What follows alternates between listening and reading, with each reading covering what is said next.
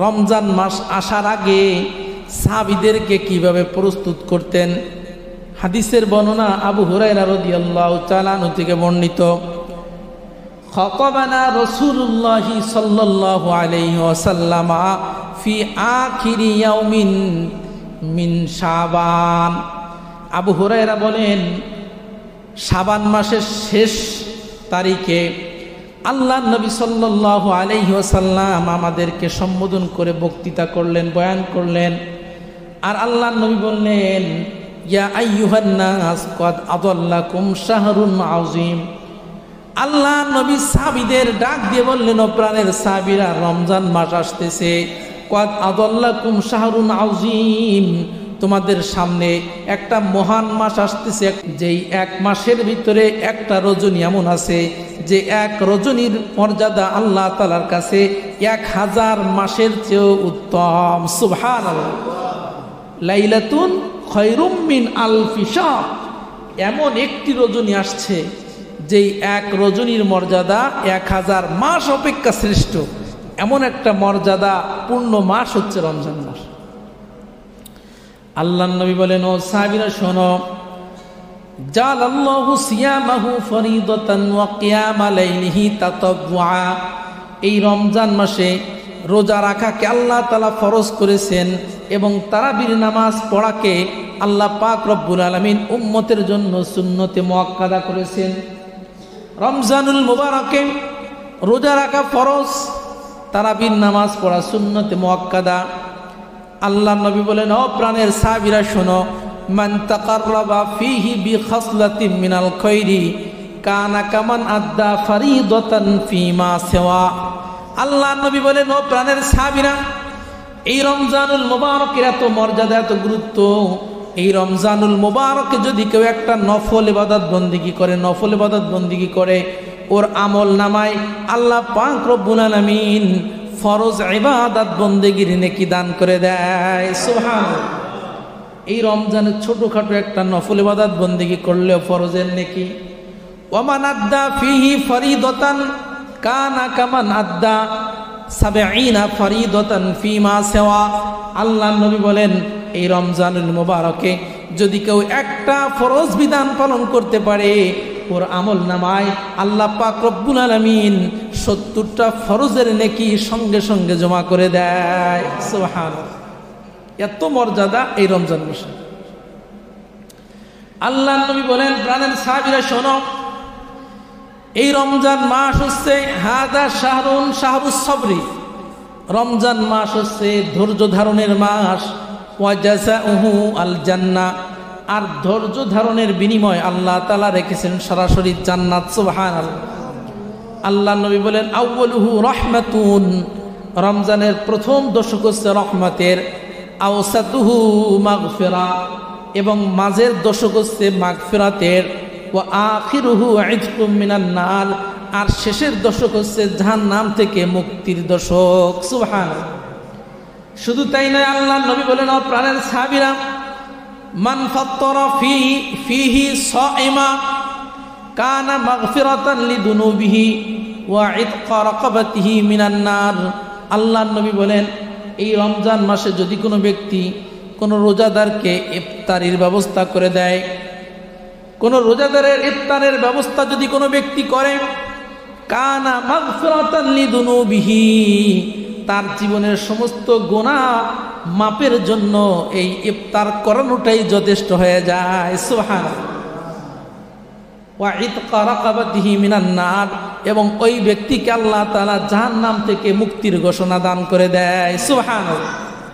এই রমজানে আপনি একজন মানুষকে যদি ইফতার করাইতে পারেন, 1 নাম্বার আল্লাহ মাফ করে দিবে, 2 নাম্বার জাহান্নাম থেকে মুক্তির ঘোষণা দান করবে। সুবহানাল্লাহ।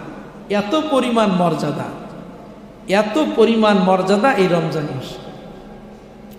সাহাবায়ে কেরাম প্রশ্ন করলেন, ইয়া রাসূলুল্লাহ, ইয়া হাবিবাল্লাহ, রোজাদারকে ইফতার করানোর মতো সামর্থ্য আমাদের সকলের নাই।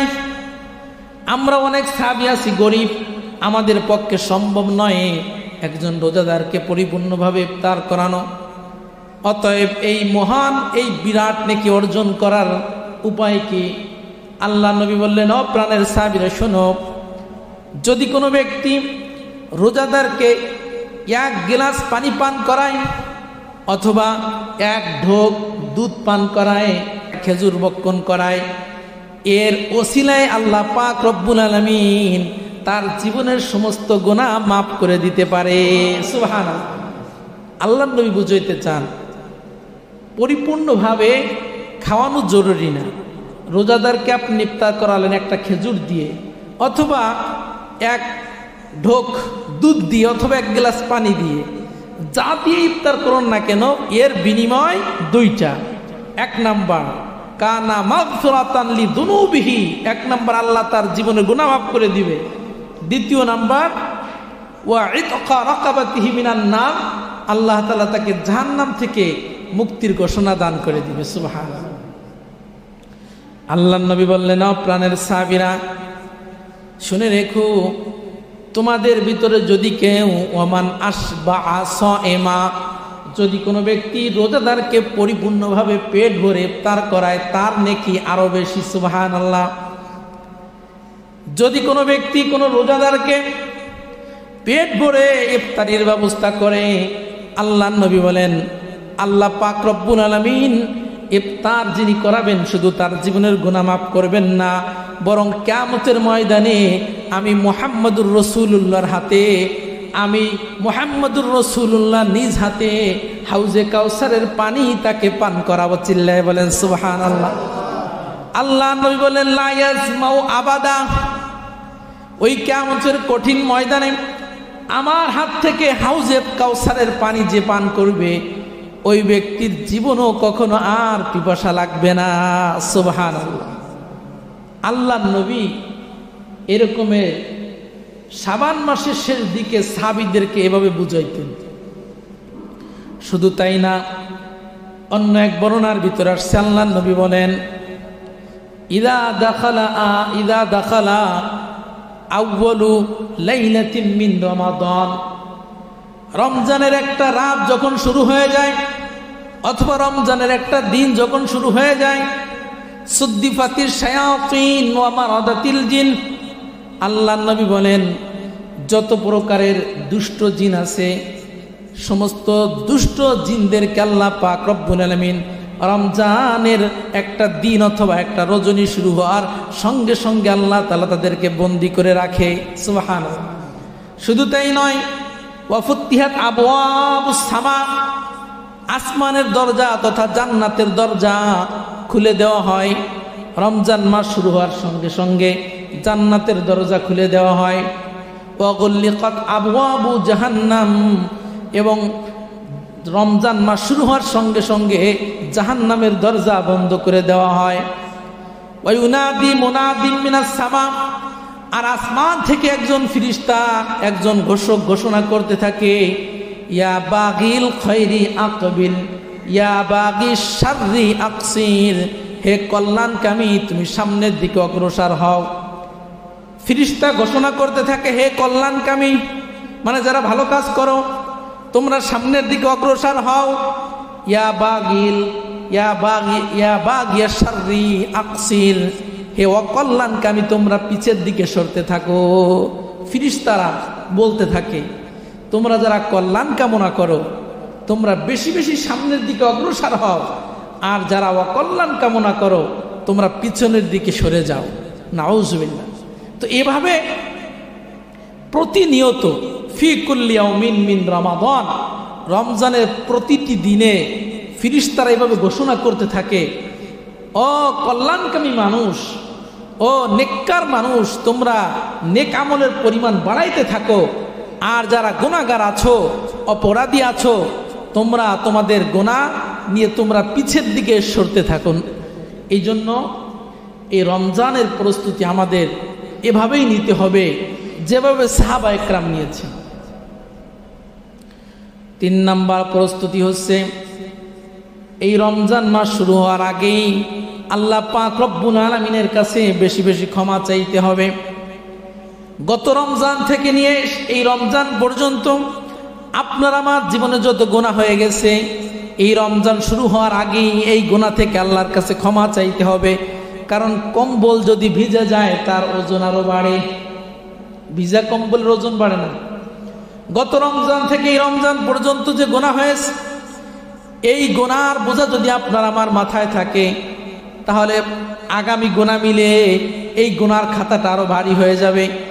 এই জন্য রমজানের 3 নাম্বার প্রস্তুতি হলো গত রমজান থেকে এই রমজান পর্যন্ত আমাদের জীবনে যত গুনাহ হয়েছে, এই রমজান শুরু হওয়ার আগেই এই সমস্ত গুনার থেকে আল্লাহর কাছে ক্ষমা চাইতে হবে। যদি আমরা ক্ষমা চাইতে পারি তাহলে কি হবে? আল্লাহ পাক রব্বুল আলামিন সূরাতুল ফুরকানের ভিতরে জানায় দেন, ইল্লা মান তাবা ওয়া আমানা ওয়া আমিলা আমালান সালিহা ফাউলাইকা ইউবাদদিলুল্লাহু সাইয়্যাতিহিম হাসানাত ওয়া কানাল্লাহু গফুরুর রহিমা। আল্লাহ পাক রব্বুল আলামিন বলে, বান্দারে গত রমজান থেকে রমজান পর্যন্ত তোমাদের জীবনে যত গুনাহ হয়ে গেছে, প্রত্যেকটা গুনাহের জন্য যদি আমি রব্বুল আলামিনের কাছে ক্ষমা চাইতে পারো এবং পাশাপাশি যদি নেক আমল তথা রমজানের নেক আমল যদি শুরু করতে পারো, তাহলে তোমাদের জীবনের যত গুনাহ আছে আল্লাহ বলেন প্রত্যেকটা গুনাহকে আমি নেকি দ্বারা পরিবর্তন করে দেই। চিল্লায় বলেন সুবহানাল্লাহ। গত রমজান থেকে এই রমজান পর্যন্ত যে গুনাহ আমাদের হয়ে গেছে, এই গুনাহ ব্যাপারে যদি আল্লাহর কাছে তওবা করতে পারি এবং পাশাপাশি যদি নেক আমল শুরু করতে পারি, তাহলে আল্লাহ বলেন ইল্লা মান তাবা ওয়া আমানা ওয়া আমিলা আমালান সালিহা ফাউলাইকা ইউবাদদিলুল্লাহু সাইয়্যাতিহিম হাসানাত। আল্লাহ বলেন ওই বান্দার আমল নামায় যত গুনাহ আছে প্রত্যেকটা গুনাহ আমি নেকি দ্বারা পরিবর্তন করে দেই। সুবহানাল্লাহ। আল্লাহর নবী সাল্লাল্লাহু আলাইহি ওয়াসাল্লাম এই রমজান মাস শুরু হয়ে যাওয়ার পূর্বে আল্লাহ তাআলার কাছে অনেক বেশি ক্ষমা চাইতেন। এই শাবান মাসে আল্লাহর নবীর কাছে আল্লাহর কাছে সবচেয়ে বেশি ক্ষমা চাইতেন। আল্লাহর নবী বলেন, ও প্রাণের সাহাবীরা, ইন্নী আস্তাগফিরুল্লাহ সুবহানাহু ওয়া তাআলা ফি কুল্লি ইয়াউমিন আকসারা 70 মাররা।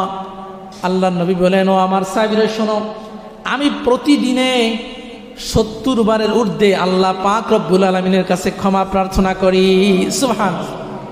আপনার আমার নবী আমল নামায় তো কোনো গুনাহ নাই, এরপরেও আল্লাহর নবী প্রতিদিন 70 বারেরও ঊর্ধ্বে কি করছেন? তওবা করছেন। অথচ আমরা ওই নবীর উম্মত, ওই নবীর আদর্শ আমরা আমাদের ভিতরে লালন করি, কিন্তু নবীর কোনো আদর্শ আমাদের বাস্তব জীবনে নাই, অথচ আমরা তওবা করতে পারি না। আম্মা জান আয়েশা সিদ্দিকা রাদিয়াল্লাহু তাআলা আনহা বলেন, গত রমজানে যাদের জীবনের রোজা কাজা হয়ে গেছে, বিশেষ করে মা বোনদের যে রোজাগুলো কাজা হয়ে যায়, আম্মা জান আয়েশা সিদ্দিকা বলেন ওই রোজাগুলো আমরা শাবান মাসের ভিতরে আদায় করে নিতাম। সুবহানাল্লাহ।